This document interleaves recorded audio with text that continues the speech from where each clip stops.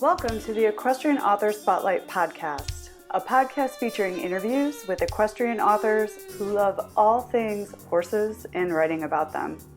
In each episode, you'll hear inspirational stories from horsebook authors, including writing advice and marketing tips to help you write your very own horsebook. If you're an author, aspire to be an author, or simply love horsebooks, then you are in the right place. I'm your host, Kade, and creative writing makes my spurs jingle. Hi everyone, welcome to the Equestrian Author Spotlight Show. Today I am so excited to have Lisa Diersen, the founder and director of the EQUUS Film Festival, on the show with us. Hi Lisa. Hi Carly, how are you? I'm great. I'm so glad you're here today. So I'm going to do a little introduction and read your bio so we have a little bit of your background before we get into the fun interview. Okay. Lisa Diersen is an avid equestrian and has spent her life in the company of horses. Riding since she could sit in the saddle, Lisa has a great appreciation for all types of equestrian disciplines. She is the founder and director of the EQUUS Film Festival. The EQUUS Film Festival empowers storytellers to show the rich history and diverse tapestry of horses and human culture through equestrian content, film, art, and literature.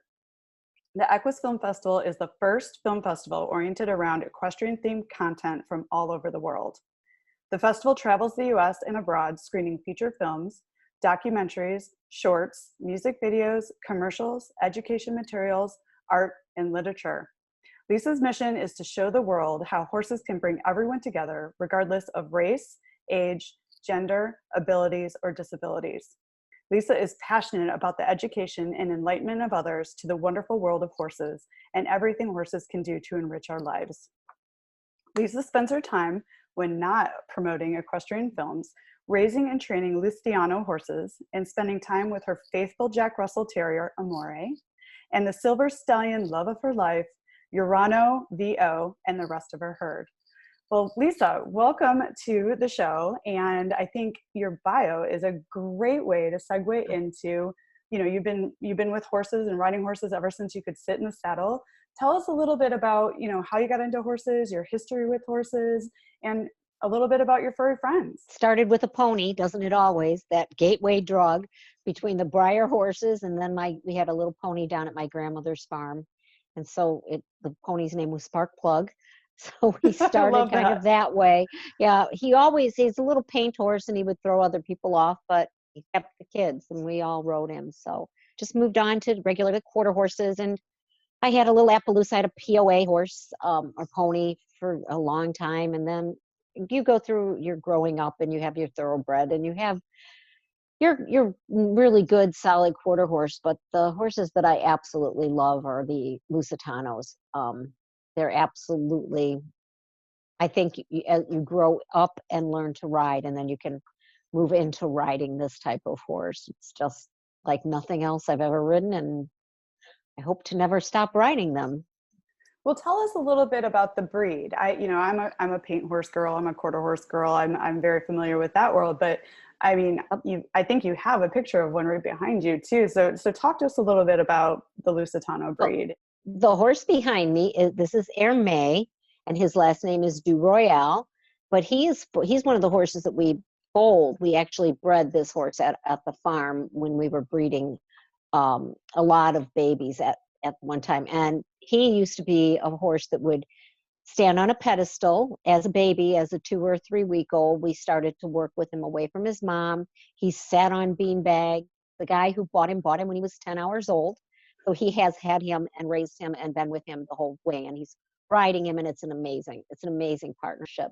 But they're from Portugal. The breed is originally from Portugal. Urano came from Brazil.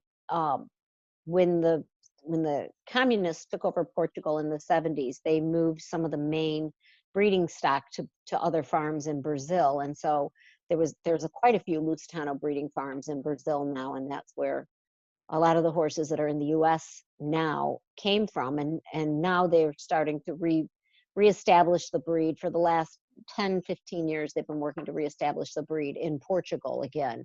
So there's some beautiful horses in Portugal again, and wonderful breeders there, and amazing things you can do if you want to go do a tour. with the Lusitanos and ride with some of the top people in the world. So. And so the Lusitano, it sounds like it was a dwindling breed, or something happened there. Can you talk a little bit more about that? They tried to, kind of like with the Lipizan horses, the communists believe that horses are art and they want to wipe out art. So they didn't, they, first of all, if you can't feed your family when the communist rule is taking over, you can't feed your horses. So in order to save the breed, the main breeders got the horses, the main breeding stock, over to Brazil, and so to try to keep the breed going. So it's Andalusian horses and Lusitano horses at one time were out of the similar breeding. The Lusitano was refined, kind of like when you have your different lines of Arabs or your different lines of quarter horses. The Lusitano was refined to be a working cow horse. It's a bullfighting horse. It's what the cowboys ride in Portugal on the cattle ranches. Their lateral work is amazing. They're very smooth. You can ride in the saddle with them all day. And then they have evolved into that type of breed. And now the Andalusians, they've gotten them into kind of be a taller, a bigger horse. They're a little heavier. They're more for presentation and carriage and high school of riding. So that's where the Andalusian, the difference between. One thing I'm curious about is, how did you end up getting involved with this spectacular breed? It's like, how did the Lusitano horse come into your life? It came in, a friend of mine had purchased a farm, a piece of property, and she had a few Lusitano horses that she had gotten into riding with Dominique Barbier, and I went to watch a couple of his clinics at a friend of ours, Jill McCrae's farm up in Grays Lake, and it just so happened that was when I was at that point in building houses, in the business of building houses, and the bottom fell out of the the building world back in the 2000, I think it was around 2007 or so.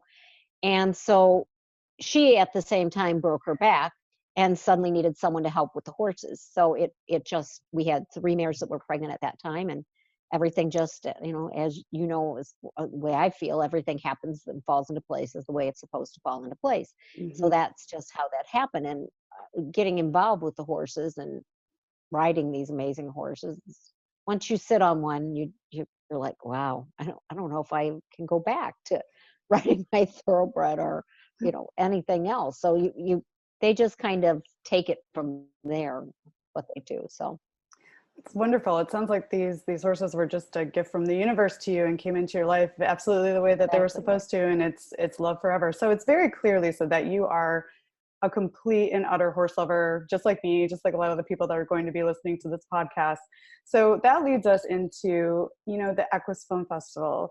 Tell us about this wonderful festival and how you got started, and what made you decide to pull this wonderful thing together for equestrian creatives.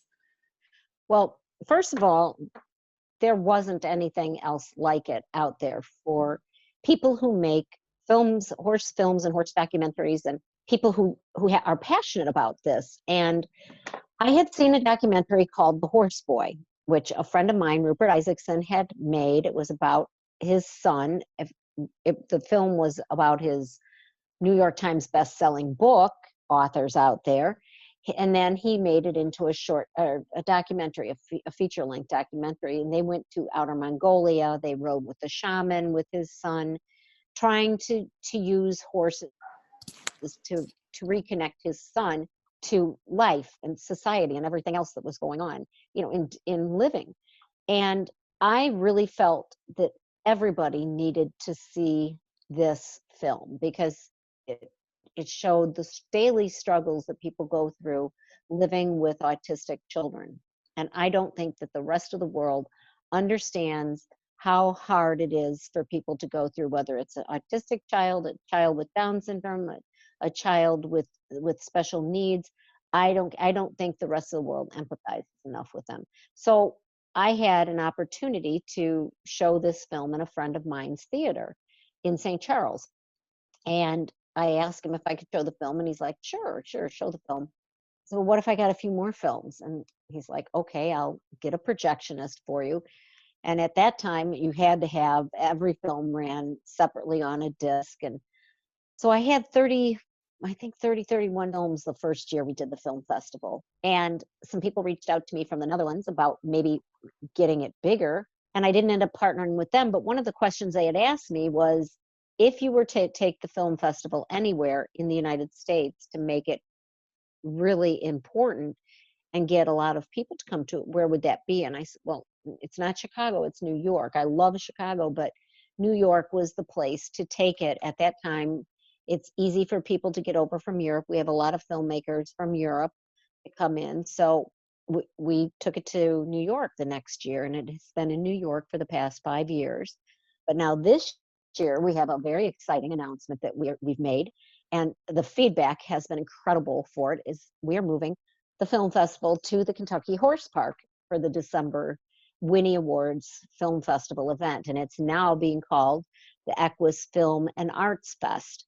So we'll be in the Kentucky Horse Park December 5th through the 8th. We're going to have an amazing herd of authors coming in our Literary Corral. We've got at least right now 15 to maybe 18 authors that will be at the festival, selling their books, meeting their fans, signing their books for people. I have 11 different invited artists coming in. We didn't do the art as a contest this year. I did it as an invitation in the new location. And then I'm going to say we're probably going to have 30 plus filmmakers coming into the horse park. So it's going to be just with that alone, for people to meet people who have a passion for telling horse stories and sharing those stories with the world. That's what's going to be fun in Lexington. Yeah, the EQUUS Film Festival is an amazing opportunity. I got involved in 2016 for the first time with you, Lisa, and I went to New York, and it was just such a wonderful time. And so many of the relationships that I've made after going to the festival and being involved with you have lasted, they're lifelong partnerships and friendships, and so many, you connect so many wonderful people together through your work. So thank you for supporting equestrian creatives and everything that you're doing to bring the community together. It started with, wanting to bring a film to the forefront. I've seen The Horse Boy, the documentary, I've read the book.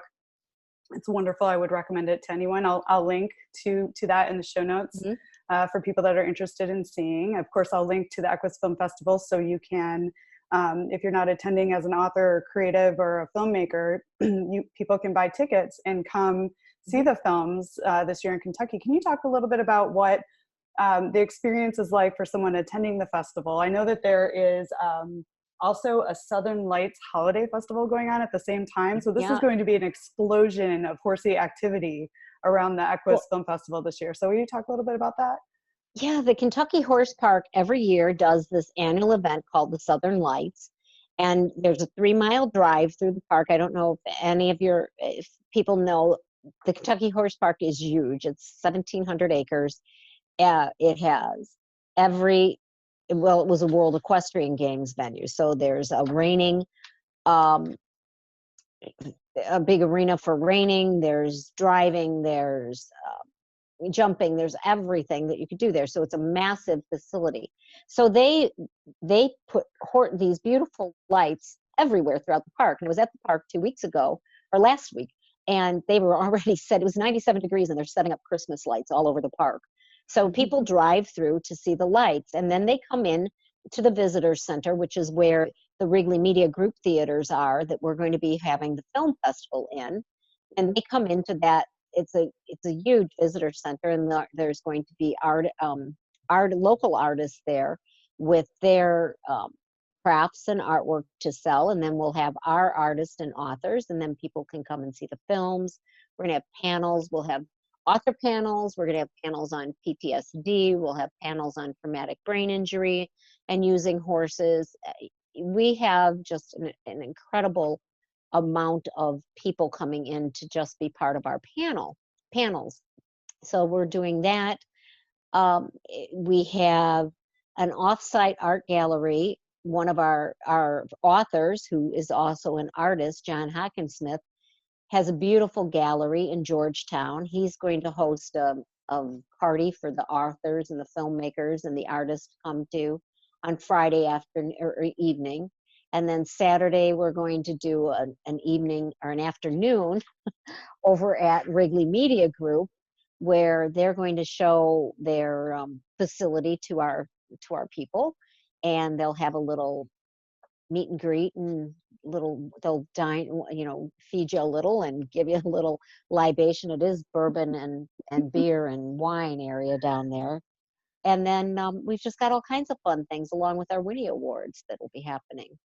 That's fantastic. And of course the film screenings, you know, you'll have, you know, talk a little bit about the film screenings and, you know, some of the films you're really excited about, because what I love about the work you're doing with the EQUUS Film Festival is it's not just happy horse stories always, you know, there's a lot of really great feel-good stories there too, but you're really embracing messages, right? Like you take on topics that sometimes in the horse industry people, you know, would stray away from, like for example soaring.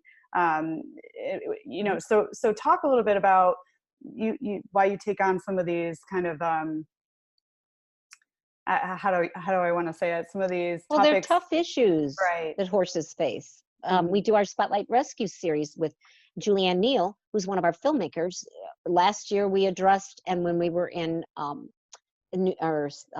Arizona by you, when we did our tour stop in Sedona, we addressed the Havasupai horse issue. There's just these issues all over the world that face horses, and Netta Rain will be in with, she did a documentary called Their Last Ride. It's a continuing story about the horse slaughter issue. We need to discuss that. We're going to be doing a panel on soaring at the horse park. I'm sure we're going to be talking about thoroughbred racing as one of our panels. Those topics need to be discussed in a setting that's a neutral setting where we have people from both sides. That's one of the things that's really important. We have people from both sides of the issue discussing what's going on for those horses and about the horses. Some of the films we're having, I think we have 4 films entered this year that are addressing PTSD and wounded warrior programs around the country that use horses. So Elizabeth Shatner will be coming in speaking on our PTSD panel, talking about the program Their All Glory Project. One of our films is called Mustang Saviors, and it's about a group of that run a program called Bravehearts Therapeutic Riding outside of Chicago in Harvard, Illinois. And they went and they rode at Ground Zero with their horses. They rode 21 miles for the 21 veterans that commit suicide every day. So these people are out there getting their stories out, and I think it's neat that the film festival is needed to highlight and showcase what these people are doing. And then if you don't make it to the film festival, you always can click on to we now have the EQUUS Film channel. So you can now on Horse Network go to the EQUUS Film Festival and watch what you didn't get a chance to see at the festival if you couldn't make it. Which is so exciting. It's like Netflix for horse lovers. That's a fantastic Exactly. partnership. And this is an opportunity to have an even bigger reach and further reach for horse lovers and people to watch these movies, these fantastic movies, if they aren't able to make it to the festival, which is amazing work that you're doing. And I do love that it's a neutral situation. So a conversation is had on both sides. You don't take a position as EQUUS Film Festival. You give a platform for people to speak on these topics, which is really great. That being said, there are a lot of opportunities for people to participate with the EQUUS Film Festival, and they don't necessarily have to be at your big event that you have annually. You do tour stops. Not only is there the Horse Network opportunity where you can stream all the movies, but you also do tour stops across the country, in different parts of the country. Can you talk about the tour stops and what those are like? Well, we're doing tour stops in Maryland this coming year. We're doing tour stops in Camden, South Carolina. We'll be in Dallas. We'll be in Napa Valley. We go to Canada. We come in and work in a partnership with a nonprofit in the area and help them do fundraisers around the film festival. Kind of the film festival is the centerpiece of what they have. We do one in Santa Fe, New Mexico. That's for the horse shelter there. That's a fun. And then we're going to be back in Sedona next May. I think it's the first weekend of May, which should be a lot of fun. I love the Sedona Film Festival or stop. So, and then that way people all over the country and in Canada, and hopefully we'll know in the next week whether we're going to Manipur, India, to do a tour stop with one of our filmmakers, Rupa, who did The Daughters of the Polo God. They're doing a big polo celebration there, so we're going to bring a bunch of films in. So that should be really exciting. Very exciting. So you're breaking the international barrier now. You're taking it everywhere. It's fantastic. And I love myself the Sedona tour stop because this year Lisa and I got to know each other even better because we were roomies during the Sedona Film Festival. So I got to spend time with Lisa and really continue our friendship and get to know each other better. We woke up every morning with these beautiful mountains around us, and we had our coffee, and we took walks together, and then we went over to the festival, and we got together with the filmmakers, and it was just a really lovely time. And thank you for inviting me to be a part of that and spending time with you. I really enjoyed our time together. Like the friendships, and that's one of the things that I have loved the most with the festival is the friendships that I have made, but that my filmmakers and my artists and my authors have made. Last year when we were in New York, I had filmmakers in from 11 different countries, and you couldn't pry them apart. No one wanted to leave the venue. No one wanted to go sightseeing. They ate together. They went up to the bar together. Everyone just talking and meeting and exchanging ideas and continuing the conversation and working on film projects together. That's what's so much fun. And I know that you've made some incredible friends with the different authors and with the AHP, with getting more people involved, because that's how we get books and films and the music and the art out there, is through people loving it and people sharing it. So it's that to me is what's been the most fun about it. I couldn't agree more. I mean, the horse community, the fact that you bring all these people together, the horse community is a loving, wonderful space in general, but then to be able to come together and bring creatives together around all different disciplines and all different arts and different things that we're up to is just, it's wonderful. And these are lifelong friendships that we make, and we stay in touch throughout the year, and there's opportunities to get together. And you mentioned the AHP, that's the American Horse Publications.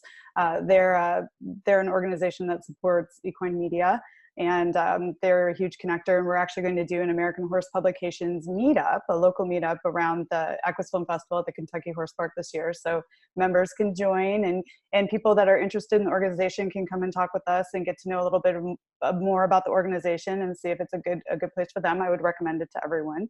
So all these different organizations and people and things that we're up to kind of run parallel, and then the festival is just a way to bring everyone together and connect and build relationships for a lifetime. So that's fantastic. And all of this information, by the way, is on the EQUUS Film Festival website. You can find out about tour stops. You can find out about buying tickets to this year's EQUUS Film Festival. You can find out the books that are nominated, the films that will be there, like a plethora of information. So if you're interested in knowing more or learning more, I'll make sure to link to the website in the show notes. I'll also put a link up to where people can buy tickets to come and see this wonderful exposition this year. And so since we're actually doing a little show, this is an author spotlight, I would love to have you, if you would talk a little bit more about what is the Literary Corral? How does that work for authors that are participating this year, or authors that are interested in participating in next year's festival? How does the Literary Corral work?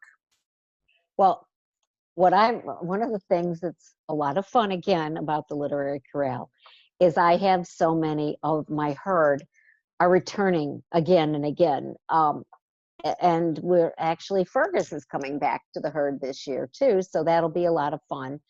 But if you've got a book, you can enter your book into the EQUUS Film Festival Literary Corral. We maybe can put up a link for the entry form, or they can enter right off of, send me an email, or you can enter off of the website. You can download the form, and then I think this year our entry fee is $50, and 3 copies of your book. Your books get entered. One of the fun things that's happening this year with all of the books that are entered, if you could see the table next to my desk, every book is out there. A copy of each book is out there, and they're getting shipped down to the Kentucky Horse Park for the month of November.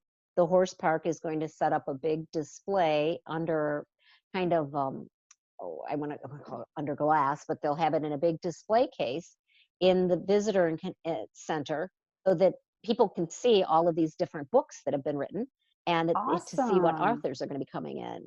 Yeah, so it'll give us a whole month build up and then they're taking a poster from every film. They're printing a poster from every one of our films, and they'll be all around the lobby hanging up in the International Museum of the Horse and in the visitor center. So it'll be great exposure it's the kind of exposure that for $50 you can't beat as an author. So I think the value is to enter and get your books out there. And a lot of our authors are self-published authors. I feel pretty strongly about that. I know there's some very nice big publishing houses, but I think a lot of the self-published books are as strong, if not stronger, than some of the books that you find that under a published house. We support both. We have authors from both worlds, but we've got some amazing books this year. I think at the last count we had 34 or 35 entries, and out of that 15 or more authors are coming to the festival. That alone says, and out of those authors, I would say half of them have been here before, have had books in before and coming back and want to get back with their friends. And the same with filmmakers. I have returning filmmakers now, have gone out and made something else, and they're coming. So that, I think, is something that speaks volumes about the fest. I would highly recommend any horse book author to get involved with the EQUUS Film Festival. And then what's really amazing too is you can come and you can enter your book, you can submit it for a WINNIE Award at the annual festival, but you also have opportunities all throughout the year to partner with the EQUUS Film Festival at the tour stops or at different events that are going on across the country. And then you're very active on social media. You always share the successes of your authors who have been a part of the EQUUS Film Festival. So there's just this great network available throughout the year, not just at the main event. But speaking of the main event, the authors that do choose to come, what are some of the activities and things that they get to participate in when they do come to your annual WINNIE Award EQUUS Film Festival event this year, which is going to be at the Kentucky Horse Park? What can they look forward to if they're coming to attend the event this year? Well, we set up what we call our pop-up gallery that is, this year will be in the International Museum of the Horse, which is very cool space. That building is literally directly 100 feet from the theater. And we'll set up a pop-up gallery. The artists and the authors and the filmmakers will all have their work sitting in there, and they'll be visitors to the park will be able to come in and meet and greet, and visitors to the film festival can come in and either buy books or get their books signed by the authors, and they get to see some really cool artwork. I have artists coming in. Well, our official artist is Karen Silas. She's coming in from Portugal, and she's also an author. She just did a beautiful book, now don't laugh, on Lusitano horses. But she did 2 different versions actually there's 3 different versions of the same book. One of the versions happens to be it's an art book, and they've got it in a walnut case with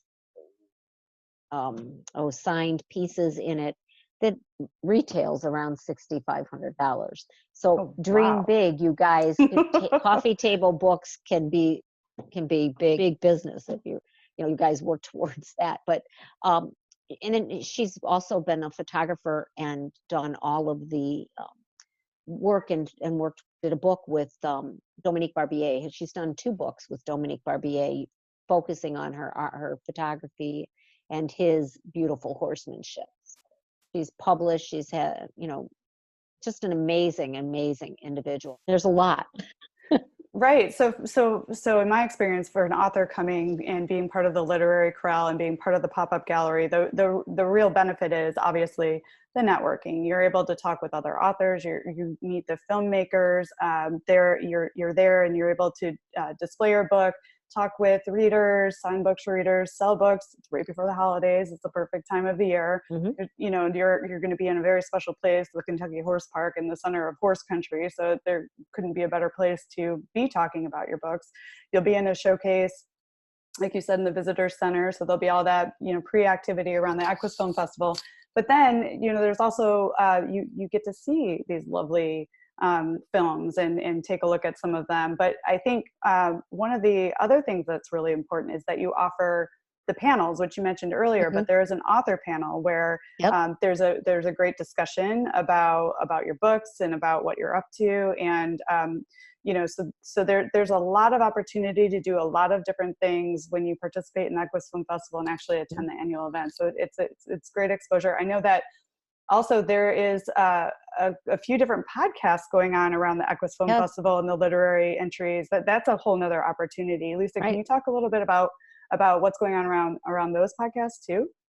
Well, EQUUS will be launching in the first part of January, the EQUUS Film and Arts Fest podcast series, which will we are booked for a different podcast every week, featuring a different artist, author, or filmmaker from the EQUUS Film Festival. Julianne Neal, who's one of our filmmakers, has started the Marley Tales podcast, and she's reaching out to our different authors and artists and filmmakers. We have Wayne Williams will be there with his Speaking of Horses.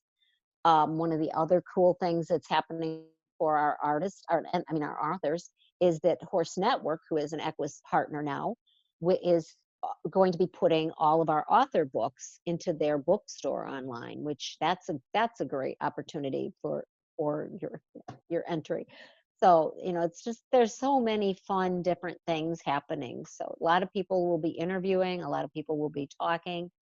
You never know who's going to show up to interview. I spoke yesterday to people from Horse Illustrated magazine. We'll have a reporter there from Horse Illustrated and Young Rider just signed up yesterday. So, we get people press in from out of the country. So you never know.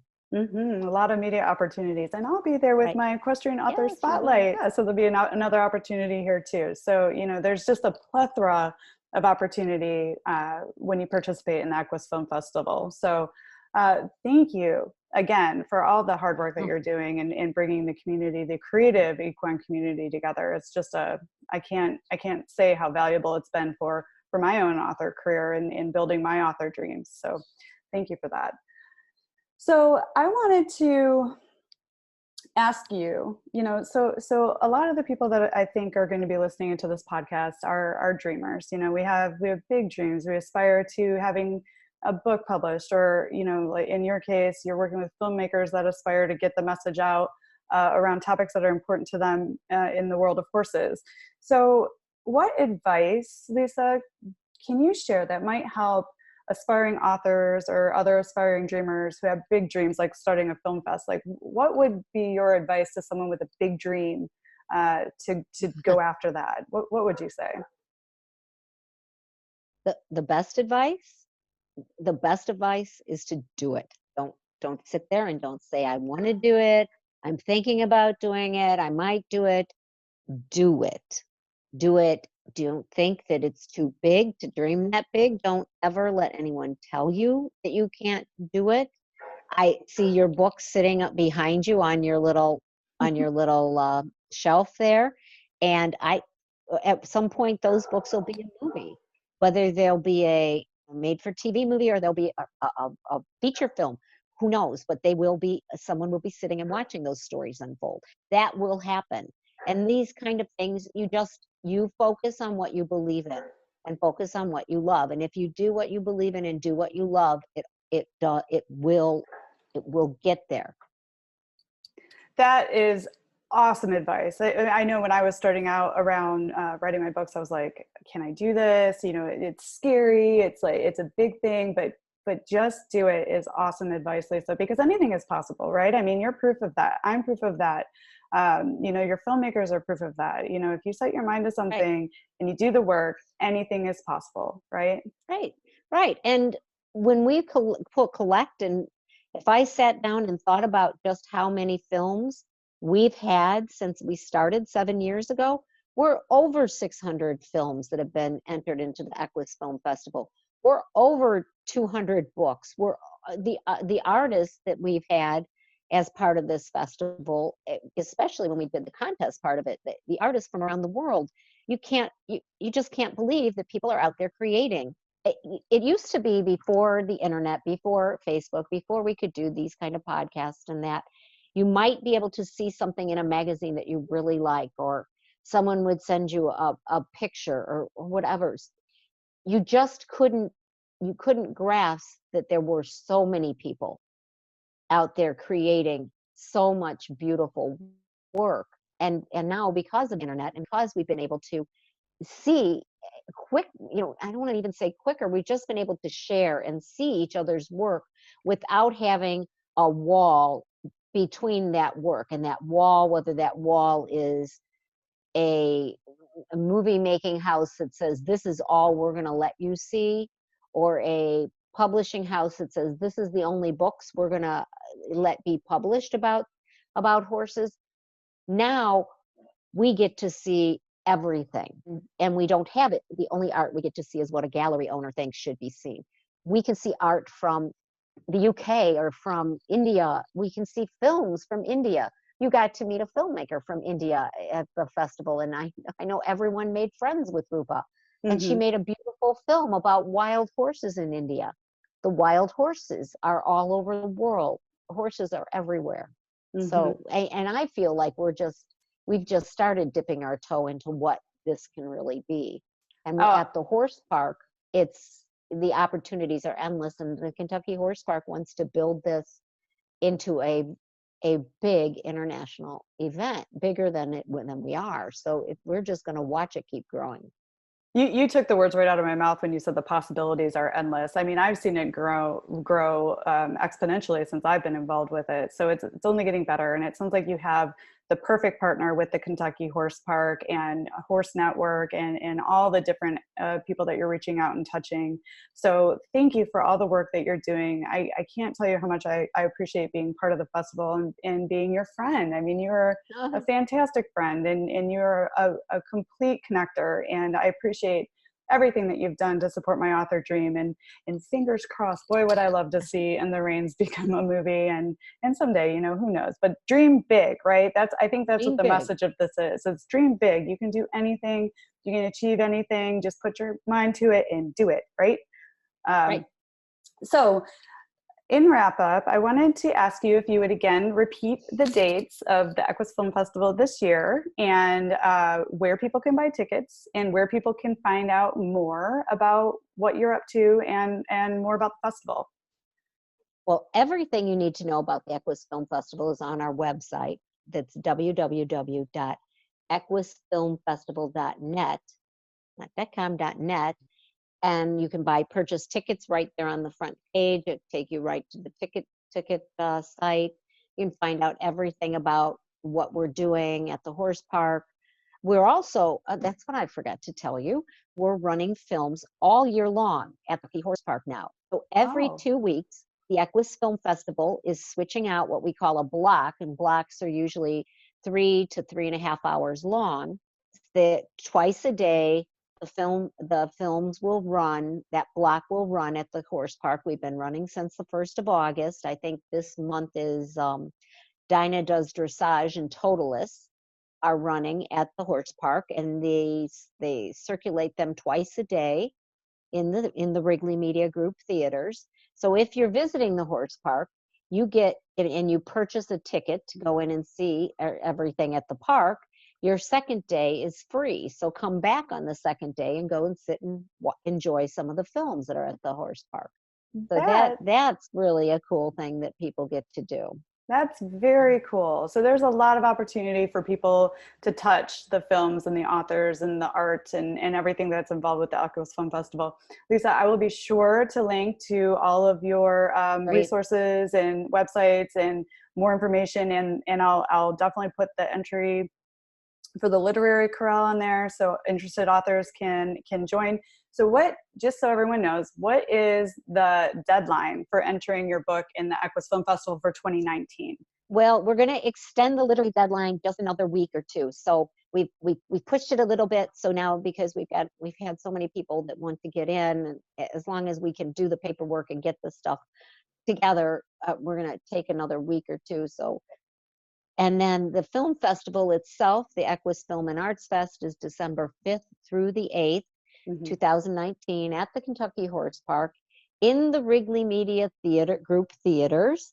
And then the pop-up gallery will be in the International Museum of the Horse. Fantastic. Well, Lisa, I am so looking forward to seeing you here just in a few weeks and being your roomie again. And I am really looking forward to this year's festival, and I'm really proud to be supporting you and helping you around organizing the Literary Corral. It's such an honor that you asked me to be a part of that, your head wrangler. So thank you for that honor. And thank you so much for the gift of your time today. It's been wonderful having you on the show, and I love getting the word out about all the great things you're doing. So thank you so much for your time. So welcome. Keep writing, pony on. Yes, ma'am. Well, you have a wonderful day, and take care of yourself. We'll see you soon. Okay, thank you. Night. Bye, everybody. Bye, Lisa. Thanks for joining us this week on the Equestrian Author Spotlight podcast. I hope you enjoy these Q&A sessions with wonderful equine authors who love all things horses and riding, just like me. Visit my website, carlykadecreative.com, where you can read the show notes, and make sure you never miss a show by clicking the subscribe button now. This podcast is made possible by listeners like you. Thank you so much for your support. Want a free guide to secrets of horsebook authors? Gallop over to carlykadecreative.com/wisdom to have author advice delivered instantly to your inbox. If you are an author who writes about horses and would like to be spotlighted, please let me know. Visit my contact page at carlykadecreative.com to fill out a request. I'd be happy to have you on the show too. Thank you for tuning in to the Equestrian Author Spotlight podcast. See you next time. I'm your host, Carly Kade. Creative writing makes my spurs jingle.